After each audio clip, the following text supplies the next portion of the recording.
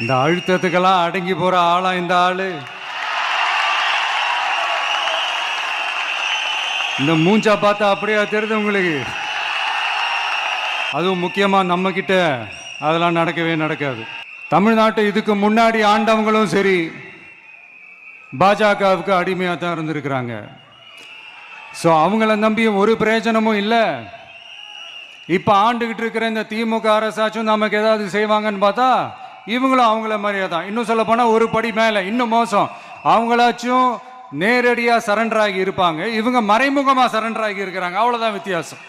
அவங்களோட அந்த வேஷம் கலைஞ்சிடக்கூடாதுன்றதுக்காக இந்த கலராக கவர்ச்சிகரமான இந்த அறிவிப்புகள்லாம் வெளியிடுறாங்க. நோட்டீஸ் பண்ணியிருப்பீங்கன்னு நினைக்கிறேன். மாற்றி மாற்றி ஓட்டு போட்டு ஏமாந்து அவங்க இப்போ நம்மளை நம்புகிறாங்க. நம்மளுடைய இந்த தமிழக வெற்றி கழகத்தை இந்த விஜய் கூட